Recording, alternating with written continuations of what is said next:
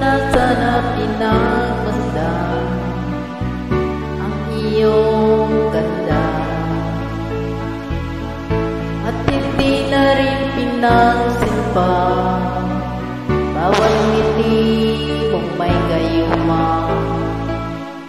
Dahil sa akala ko hindi ako ibig sa'yo, ikaw pala ang aking sa